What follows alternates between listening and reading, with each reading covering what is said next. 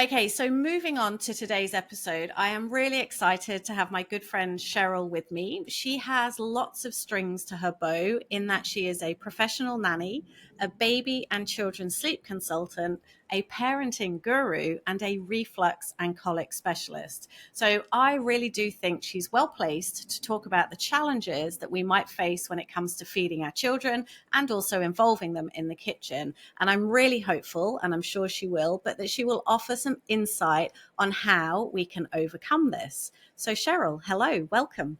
Good morning. How are you? Lovely to see you. I'm good, thank you. Yes, not too bad at all. Hopefully I can offer some pearls of wisdom. Yes, I'm sure you can. So I think the first part that I want to start at is just generally thinking about children, food, and their behaviour. So given what you do, what impact does all of that have on each other? Okay, so I think there's definitely a correlation between children's behaviour and what they've eaten. We probably have all heard of that expression, hangry. And that's definitely a thing, especially in younger children, but in older children and even adults as well. I know I can be like that if I haven't eaten and my sugar levels are up and down or whatever. And I think it definitely impacts children, and obviously children are less able to control those emotions. So we can see some big behaviour as a result of them just being hungry, basically. But then that's also influenced by what they've eaten as well. So if they've had a lot of sugary foods and things like that, you're going to see those crashes. You're probably going to see a lot more negative behaviour. So it all kind of goes hand in hand with that. So when you talk about those like hangry, I always used to reference it with my ex-husband, quite frankly, because I would always say you're hangry. But it is true. You can identify that in children as well. So absolutely. In terms of some of the foods, obviously you've referenced sugary as a sort of a category. What other sort of behavioural changes can you see, whether they're good or bad, depending on what you give them? Okay, so I think so obviously a lower refined sugar diet, definitely, and a more sort of creates a more consistent behaviour, if you like. So you see less ups and downs. Just that general level of their mood tends to be more consistent. That's kind of what I would say, sort of regarding that, really. So it's more about just thinking about a balanced diet, less refined sugar, less fast absorbing carbs, that kind of thing is always or should I say more slow release carbs. That's kind of the way you want to go. On that, Cheryl, I'm just going to jump in. When you say that, just can you clarify what you mean, slow release carbs? Oh, okay. So things like oats, brown rice, sweet potato, those kind of things. Okay. Yeah. Are better than perhaps things like white potatoes, white rice, etc. Not that there's anything wrong with those foods, but sometimes you can just see more of it. If you've got a child that is prone to those kind of dips in blood sugar and those kind of hangry levels, then thinking about those slow release carbs can be a good thing. Yeah. So let's imagine that we're in a world where people don't really know what the hangry response would be in a child. Can you give some examples of what a child might do when they are in that state? Absolutely. And that's actually a really good point, because certainly as a new parent, your toddler could be having massive meltdowns, and that could definitely be part of the reason. But you might not know that. You might just think, oh, they're two, this is the terrible twos or whatever. So with younger children, sort of toddler age, or older babies upwards, you'd be looking at outbursts for sort of no apparent reason, really. So crying, screaming, possibly hitting, just negative kind of behaviour. Those are kind of extreme, obviously. Generally kind of things will start off smaller and escalate to that sort of bigger tantrum level, really. And then as children get older, they might just become a bit whiny, needy. Those kind of emotions might be what you see. So in a sense, what would you advise parents to do to prevent the hangry scenario, if that's one of the biggest issues? Yep. So it depends on the age of the child, again, because different age children require different levels of or how often they should eat, basically, and things like that. So really a child under 18 months doesn't need snacks, so 3 good meals a day is all that they need. To be honest, none of us need snacks, but we live in a society, don't we, where snacks are a thing. But certainly before 18 months, just 3 really good balanced meals a day is definitely the way forward. Can you give an example? 3 good meals quickly. What would you Okay. say? Yeah, so porridge with some berries or something like that for breakfast would be a great way to start the day, either with cow's milk or an alternative milk, depending on preference. Lunch could be something like a jacket sweet potato with some cheese and some baked beans or something like that. That's just an easy kind of option that you could offer. And then dinner, something like salmon, brown rice, and some green vegetables. That would Perfect. just be a sort of a off the top of my head kind of, yeah, absolutely bog standard day that would be easy to kind of do. Yeah. Okay, so Yeah. that's your under 18 months. Then what would you say Yeah. for other age groups? Okay, so as you're going up, snacks generally are introduced, and that's obviously absolutely fine. I love a snack. I'm not going to say don't have a snack. I try not to snack, but in reality, it depends, doesn't it, on how you're doing. So just briefly going back to younger babies or younger children under 18 months. If for some reason you're not sticking to their normal mealtime schedule, then obviously there is a time and a place for a snack. So I think that is important to say. I'm not saying don't ever give your child under 18 months a snack. It's just that generally it's better to have those 3 meals. Past 18 months, often children will like a snack in the middle of the morning and sometimes in the middle of the afternoon. And again, it's just thinking about so the meals themselves would stay fairly similar. There's absolutely no reason why any of us couldn't eat those 3 meals in a day. But it's just thinking about what you're going to offer for those snacks, really. That's the important thing. And obviously the easy option is something from a packet, from the supermarket, isn't it? Because people are working, they're busy, and so on and so forth. But there are much better choices because those kind of snacks are generally really high in sugar, full of additives, and so on and so forth, that are all going to add to what we've just been talking about with behaviour, lapses in concentration at school, and so on and so forth. Okay, so you said something really interesting, and I just want you Yeah. to clarify it. I think it was a normal mealtime schedule or something like that. Ah, Or yes, so, yes. what do you mean? Okay, so that's very personal, really, to each and every family, and varies from culture to culture, but even from household to household. But obviously, I've been working with babies and children for a long, long time, so I kind of have a way that I would do things, but there's always obviously some flexibility within that to suit individual families. So breakfast would usually be within an hour of waking up. For a younger child, this is because they would obviously often have some milk first when they first wake up. Breakfast within an hour, so maybe between 7:30 and 8 a.m. for breakfast for a younger child. Lunch would usually be around midday, give or take slightly, and then they might have some milk mid-afternoon, which is why they then wouldn't obviously need a snack. And then they would have their dinner somewhere between 4 and 5 p.m. usually, with more milk before bed.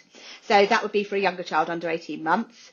Obviously then as they get a little older, those windows can become a bit longer, A, because there's often snacks in between, and B, because they are a little bit older and able to wait a little bit longer for their meals. But to be honest, for most children, that's probably, younger children under maybe, I don't know, primary school age, that's probably fairly similar. Dinner might just get a little bit later if you decide to make it more of a family Yeah. event. I think it's really interesting though, because, we talk about consistency and routine in so many ways in our Yeah, lives as adults, and we can kind of forget that it will have an impact on our kids totally. if we change it. Yeah. So establishing that kind of like dinner time is 5:30, they're kind of expecting it, their bodies are expecting it. Children actually respond really, really well to routine. So even if some of us as adults don't particularly like routine and structure, for children it creates security, stability. They like knowing what's coming next. It makes them feel happy. It makes them feel good. And that obviously goes with meal times as well.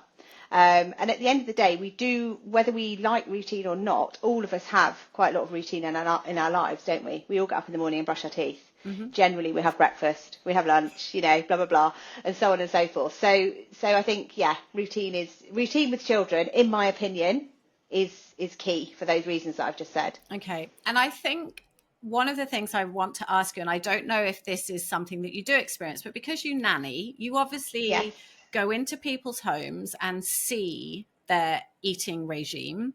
And I do. then you're in your own space with maybe the same children and you do Yeah. your own regime. So the comparison, what are some of the things you see that you go, oh, maybe that could be different? Do you know what I mean? How's it different what you do versus a parent? So I think, obviously, for me, going in as a nanny is very different to your child going to a childminder or a nursery or so on, where your child needs to conform to generally what's going on in that environment. So part of my job is going in, observing or speaking to the parents about how they do things as a family, and, you know, fitting in with that. That said, of course, I will do things slightly differently to how a family will do something. And I think one of the things that nearly all parents say to me that I work with is that the children always eat loads more for me or different things for me than they do for their parents. Why A is prime that? example. Why? It's true. It's so true, and it's the same with behaviour and everything in general. I mean, I've been doing what I do for a long time. You know, for about 30 years I've been doing this job. So I would like to probably class myself as an expert in looking after children. You know, I've done lots of training, and I've, you know, been working with children for so long that I do know what I'm doing. So I think there is an element of that. Whereas when you're a parent, it's a new job, isn't it? You know, you've not done it before. So I think there's definitely, you know, you're learning on the job. That's what I'm trying to say. So I think there's definitely an element of that. Whereas I've seen all these things so many times before that I can preempt what's going to happen quite often. So I think I'm able to probably navigate those situations a bit better. Can you give I us, think as well, Cheryl? can I give you an example? Yeah. Yeah. Okay. So for example, if your child has eaten something a week or 2 weeks ago, absolutely fine, or they've been eating it for ages even maybe, and then suddenly, I don't like this, or, you know, just refusing to eat it or whatever. Often you can tell because the plate sits in front of them and not a lot's happening, you know, whereas previously they may have tucked in heartily. The first thing I would do is, if they're a younger child, I'd help them by loading up their spoon and fork. So sometimes they just need a bit of encouragement. They might be feeling a bit tired. So there might be other factors involved. There usually are. Tiredness is often a thing. Could even be hangry. You know, so a little bit of assistance can go a long way. Something else I like to do is use distraction. So, you know, talking about things, put some music on in the background, ask them what they would like, what music they would like, what should we chat about, you know, so kind of just distracting them from the food, whilst kind of gently encouraging them to get on with it. So not making it into a big deal, but kind of doing it that sort of way. So pretty much what's standing out for me as I listen to you is, as a parent, I think we have emotion involved. That was going to be my next thing.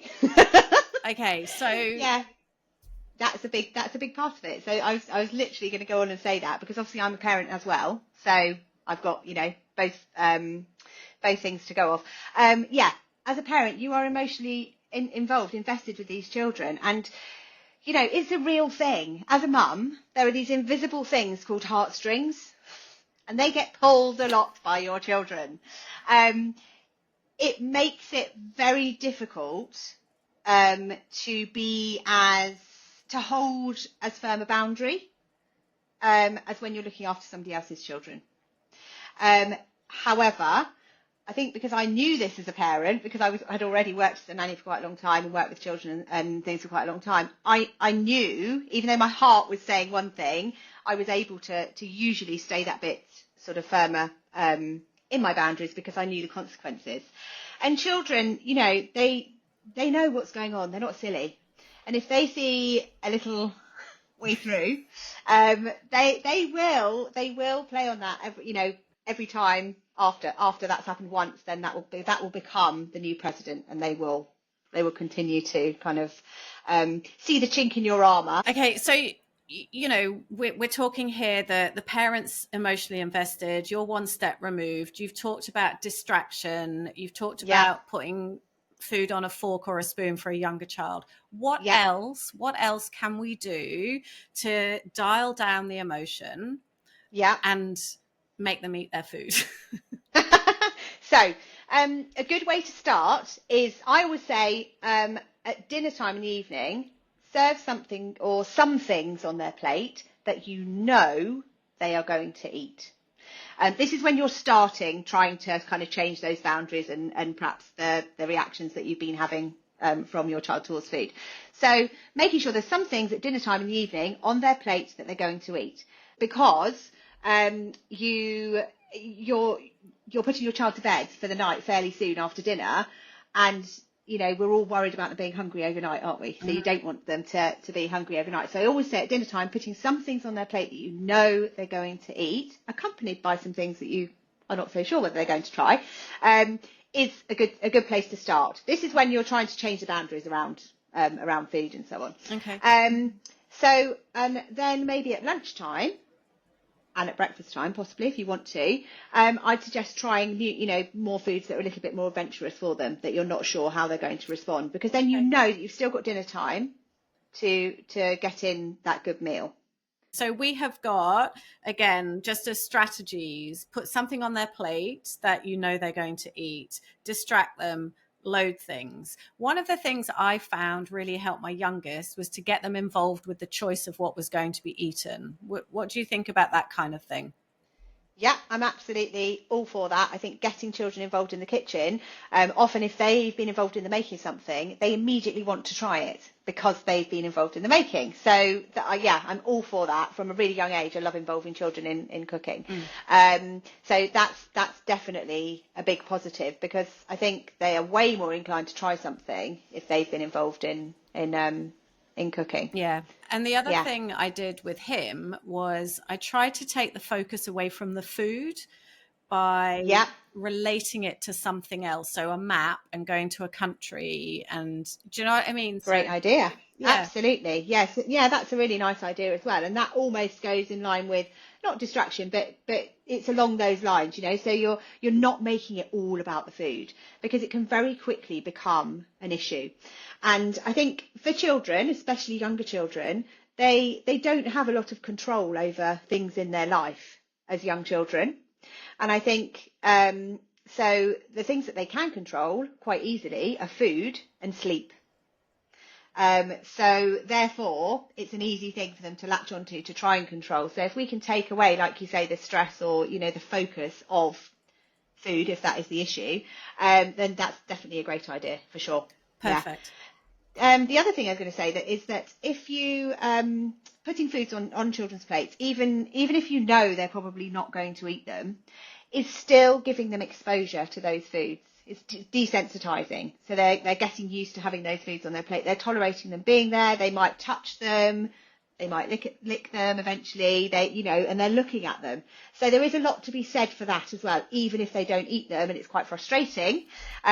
Just having them there. And something else that I also do with children who are sort of fussy eaters or having difficulties with food and stuff like that, is I offer them a no thank you bowl. So putting a little bowl by their plate, and rather than them having a tantrum or, flipping their plate, when they're little and things like that, because they don't want those foods on their plate or touching the foods that they do like, perhaps, they can put them in the no thank you bowl. That way, we're still giving them the exposure to the food and the desensitizing that's starting to happen without there being any kind of hopefully big emotions. I love the no thank you bowls. I know, it's nice, isn't it? Yeah, because but what it's saying to me is that I wish I'd known you when my children were younger. Because the other thing that I hear that a lot. Because the other thing you do when you're a parent and a child refuses to eat carrot 3 times on the chart, you're just like, oh, I'll forget carrot. And you take it away from them ever trying it again, because exactly. And as I've just said, it's all about exposing them to these foods. So not forcing them to eat them, but by exposing them to them, you're helping to desensitize to them, and eventually they probably will try them. So it can take children quite a lot of tries of something, quite a lot, quite a lot of times of trying something to decide that they do actually like it. Quite a lot's a bit. I'm not going to be make you pinpoint. That's quite vague. I think it is quite vague. So, 20 times, 15 times, possibly, okay. I don't think there's a set number, but I'm certainly not talking about 2 or 3 times. Could be something completely new to them. And I think as parents, we can be guilty of, I can't deal with that situation again, so I'm just going to remove it. Absolutely, because we're all busy. we're tired, all those Mm. things that we feel as parents. And when you're parenting, it's 24/7. That's the other thing about being a nanny and being a parent. When you're a parent, it's 24/7, and none of us are perfect, so boundaries do go out the window sometimes. And even though you're like, I'm going to leave those carrots there, and they are going to have them on their plate, it's very easy to just think, oh, just be easier not to put them on there tonight. Okay, so Cheryl, I guess what I'd also like to ask you is understand a little bit more how we can get the older children to start having a better interest in food, because I hear you saying introduce new foods at lunchtime and breakfast, but they're at school, so we can't do that. Absolutely. So how do we go about, some of us who've got teenagers or, 10 plus, let's say, just to give it Yeah. a bit of an age bracket, how are we going to get them better involved, better interested? We are going to involve them. Okay. We're going to involve them. We're going to give them an opinion, if you like. It's okay for anybody, but teenagers, children, whatever, not to like everything. That's okay. We don't expect them to like everything, but what we're asking is that they try new things. So it's having that conversation with your child, about trying things, and also educating them, obviously, on the benefits of a balanced, varied diet, how eating different kind of vegetables and fruits can benefit them, and the reasons that that could be. You can get them to research it maybe in a fun way. So just basically involving them in what they would like to eat, what they'd like to be offered, asking them to meet you halfway, to compromise, because life's all about compromises. Okay, Monday night we're going to have, I don't know what it might be, spaghetti bolognese, because I know you love that and you've asked for that. But with it, I'd like to put some broccoli, carrots, salad, whatever it might be, and I'd like you to try it. Is that a deal? So kind of trying to strike a deal. That's the kind of way that I would go with that age group. But you can still very much you're still very much doing the exposure thing, basically. You're not forcing them to eat things that they don't like, but you're encouraging them to be part of that meal and to tolerate having those things on their plate. Okay, I like that. Yeah. Okay. So then what would you say to us as parents? What shouldn't we be doing? You shouldn't be going on and on and on about eating their food and, like the things that we all do probably. If you don't eat that, you're not having any of whatever it might be that's for pudding or in the cupboard that they might want later, or, those kind of things. We shouldn't be doing that. And we should be taking that focus away from the food and making it about the social time of the meal rather than the food in question. We shouldn't be getting stressed. We shouldn't be getting annoyed. I know, much easier said than done when you've slaved over a lovely meal. But those are the things that we have to try and avoid. Okay. It's hard. Sorry. It's really hard. Hard in the really moment. Hard. Yeah, really, really hard in the moment. And I think it's something that so therefore as a parent, that's something that you have to practice yourself. Yeah. So but don't be afraid to hold your boundary as well. That's the other thing, So it's interesting you said, and we've all been guilty. Well, I've been guilty of it. I can't say I'm sure most parents. You can't have pudding unless. Yes. Yeah. So. Yeah. So with younger children, I quite often, much younger children, when babies first start having foods, I put it all on a plate together. Those little plates you can get with the sections. Yeah. So I'll put the yogurt in one section, some strawberries, then there might be some cucumber, there might be some, I don't know, bolognese or, and some pasta or something, all in a little section plate. So there is no hierarchy within the food. So we're not treating sweet foods as a treat. And as a reward. As a reward for eating your savoury foods. And for the children that I have done that with from a really, really young age, generally they'll often eat the yogurt first because it's there, but then they might leave the strawberries and go for the cucumber or the pasta, or do you know what I mean? So it does. I think that really, really works. I love that. No, absolutely no hierarchy. Such a brilliant sort of idea. And all of us could do with a bit of that in our lives, probably. I mean, I'm a complete sugar addict. I am. I try not to have loads of sugar, but I have, for transparency, I will go through phases where I'll eat lots and lots of sugar because I love it. So I think I certainly would benefit from having that option rather than seeing, because I do see sweet foods definitely as a reward, even though, I know what I'm telling you now. So I think introducing that from a young age is a good thing. So again, I'm at that point where I've got two teenagers, and I still get, with one of them in particular, like, Yeah. will not eat everything on his plate. I would Yes. say, in my opinion, doesn't eat enough, but then Yes. is automatically ready to eat a biscuit or whatever. Yeah. Do Yeah. I just let him? Sorry. Obviously, I can't tell you to let him or not let him. That is your decision as a parent. That's the important thing to say. They're your children. Anybody that I'm speaking to or working with, it's your children. So it's your decision as to whether you do that. Personally, I would say no. I'd say that's fine. You don't have to eat your dinner, but if you don't, then there's nothing else until the next meal. That's what I would say. And I think if you stick with that from a younger age, it's easier. But if you stick with that, then they learn to understand that boundary, and that's, where it is. But it is hard with older children. How do you stop them going in the cupboard to get something? It's quite difficult. Yeah, Isn't it? Completely. And I mean, Yeah. I remember as a child, and maybe I shouldn't say this out loud, but Sneaking. sneaking down to, my dad worked for Mars. We had the Oh gosh. best chocolate cupboard, just sneaking down and eating chocolate, even though I'd probably not eaten dinner. But I think the overriding thing that's coming out for me from what you're saying is consistency. Always. That is my favourite word. I use it all the time, not just to do with food at all, but in all aspects of parenting. And I get bored of hearing myself sometimes saying it, but it is all about being consistent. If you are consistent, the more consistent you are, the easier things will be, because your children know where your boundaries are, what's expected, what's okay, blah blah blah, and they honestly respond really well to it, because they just know.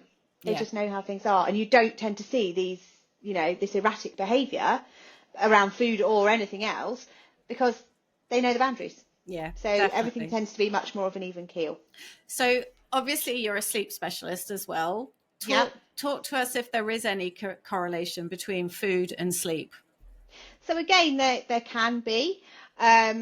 Generally, it again would be more related to having the wrong sort of food at the wrong type of day. And by wrong, I mean things that could negatively impact sleep, which again would be those kind of fast burning carbs and refined sugars. Those are the things that I'd avoid later in the day, and I would focus more on sort of protein rich foods and slow release carbs later on in the day.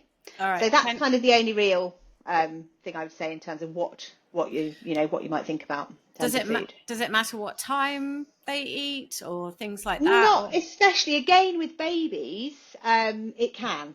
Obviously, I work with babies with colic and reflux, but I also work with babies with allergies and intolerances and digestive issues and stuff like that. So when you're talking about that age group, a baby's or a child's digestive system isn't fully completely formed until they're 3 years old, or until they've got all their teeth. That's how we know that a child's digestive system is fully formed. So when they're little, I always say to people, when you're introducing a new food to their diet, introduce it earlier in the day, not later in the day, because then it's had time to, transit through their system, or you're likely to see any kind of adverse digestive reactions before bedtime, before night time. So that's obviously for much younger children. Then once you get kind of past that kind of phase, it's more about avoiding lots of sugary food before bed, and focusing on filling them up really at dinner time with good quality protein, and those slow release carbs. I'm sort of jumping about, but I've just had a thought about something else that we've also talked about, in the sense that I talked about some research that I found whereby about 2/3, I think it was, of families are making multiple meals, so different things for different children. What are your thoughts on that? I think you probably know what I'm going to say by the way the conversation's been going. I personally just would not entertain that. I just something that I would not do. Equally, I wouldn't serve something that I knew one of the members of the family really did not like, unless I was accompanying it by some things that I knew that they did like, as I discussed about, putting things on their plate that they like alongside something that maybe they don't. So it's kind of planning your meals around who's going to be eating them, and making sure that there's a balance of things that everybody likes, obviously with some things that maybe they're not so keen on or they haven't tried for a long time perhaps or ever. So I think I personally think if you go down that route of offering separate meals to everybody, you're just creating a real problem for yourself. You're constant, and for that child as an adult as well, that sometimes we do need to eat things that aren't our favourite, or in certain situations and stuff like that. You're almost embracing the fussy eater, if you like, and making it more of a thing rather than trying to move away from that. So I'm loving this. I could keep on talking to you. I've got another thing to talk about though on that quickly. Is that all right? Yeah, definitely. Okay, so I think the other mistake that people make when children are younger is giving them too much choice. Now, I say that because choice for a young child is massively overwhelming. So if you say to, I don't know, a 2-3-year-old, what would you like for dinner? They're probably going to say chocolate spread sandwiches or fish fingers, or I don't know, whatever it might be that you don't want them to have that day. And then the likelihood is you'll make whatever they want, and then they'll be like, oh, I didn't want that, and have a drama about it. But I am a big fan of giving children a controlled choice. So for the right age group. So as a younger child, a much younger child, you'd only give a choice of 2 options, but you're still giving them some input into what they're having. So would you like chicken and broccoli, or would you like chili with some rice today, for your dinner? So 2 things, 2 options, and they get to choose.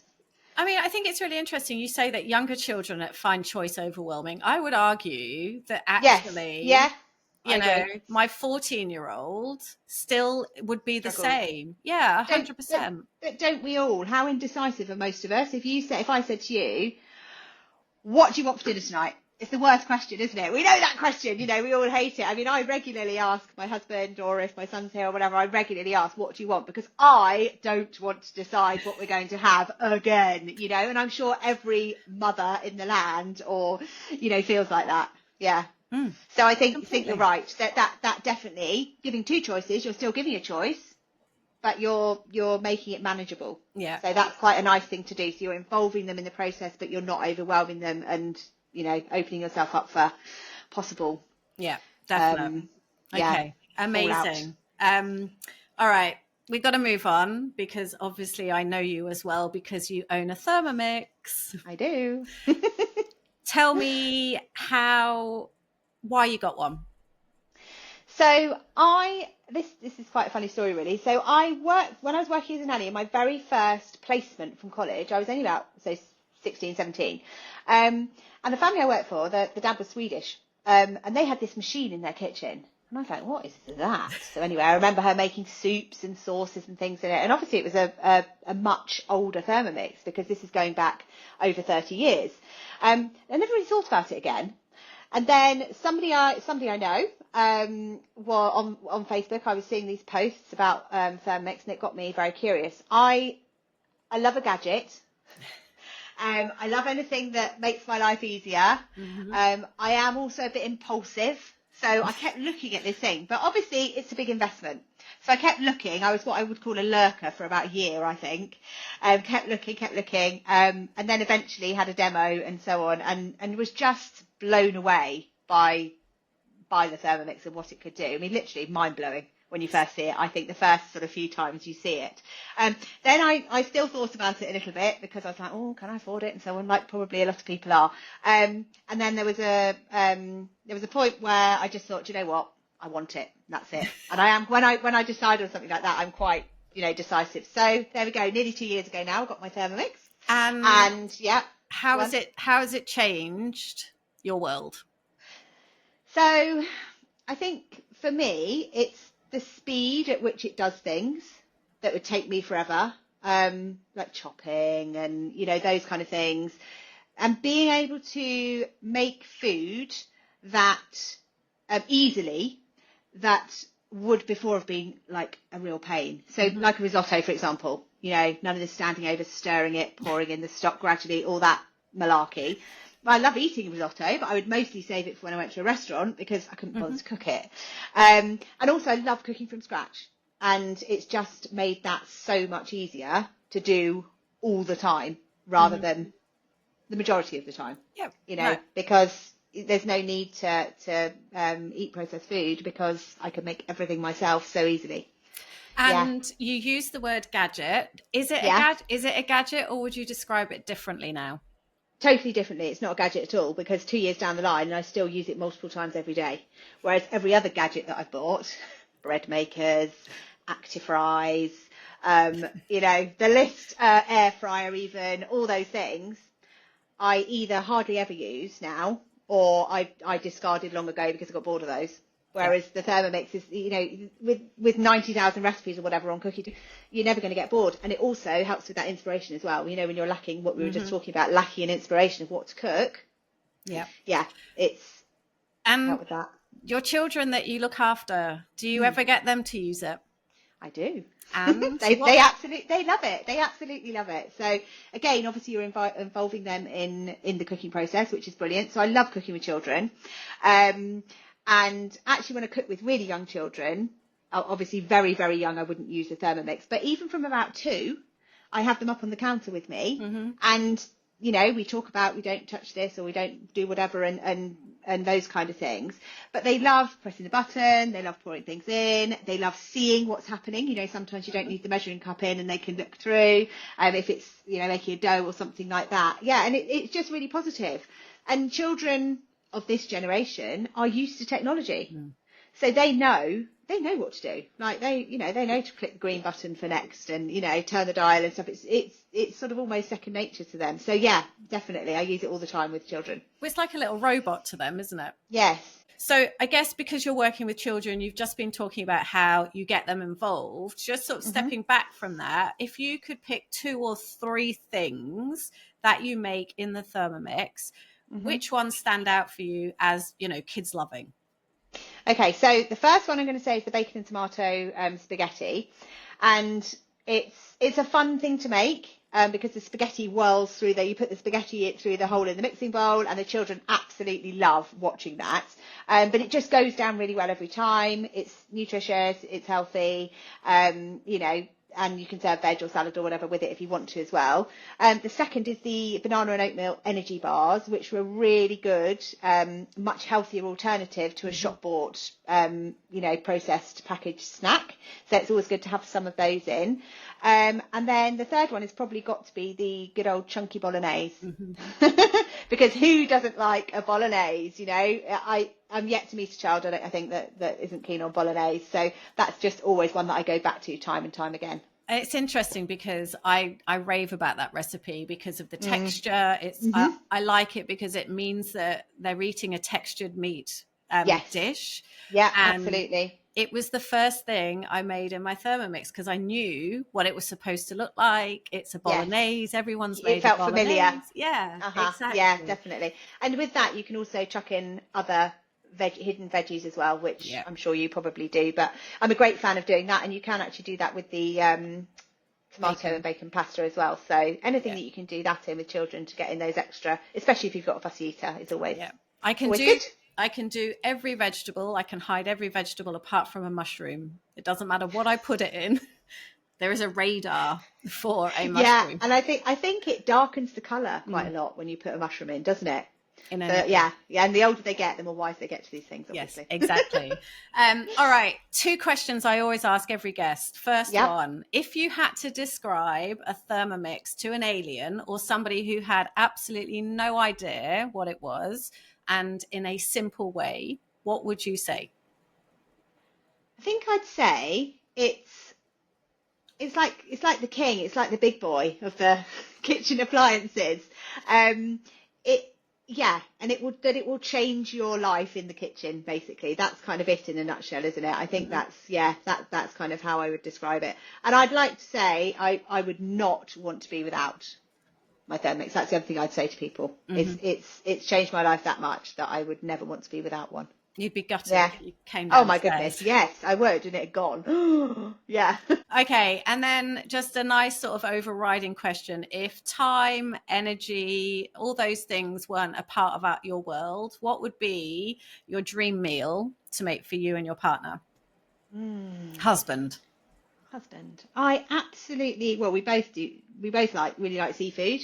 I don't cook masses of it. I cook prawns and things like that. But to cook something amazing with seafood, um, yeah, that probably would be kind of one of my dreams. Like lobster thermidor or something that I just wouldn't do at home. But we both love seafood, so that would be something that I definitely would want to would like to achieve one day. I want to say a absolutely massive, massive, massive thank you. That was amazing. You have given us so much insight into lots of different things that I think we're probably aware of, but just to Mhm. hear it, like, don't give food a hierarchy, controlled choice, emotion, just try and step back away from it as a parent. Don't hide foods from children. They need to see it about 15, 20, maybe more times before Mhm. that they absolutely know that they don't know it. So, absolutely amazing. I am guessing that we are going to get lots of questions, lots of feedback, because you've touched a nerve. I think the people who are listening to this are experiencing this day in, day out. So, Mhm. I think I would love to get you back in the future so that we can have some of those questions re-answered, maybe explore things in a little bit more detail in certain areas. So, I hope that Yep. you would be up for that. Of course I would. I'd love to come back. Amazing. And the one thing I would like you to just share with everyone is, how can people get in touch with you if they need to about any of the things that you do? Please tell everyone. Okay, so my business is called Soothe Baby. It's just one word, exactly as you would expect it to be spelt. And you can find me online and across all the socials. Amazing. I will add those into the show notes. So if anyone would like that confirmation, then just check the show notes. So again, just thank you so much. I really enjoyed that. Amazing. See you soon. Bye bye.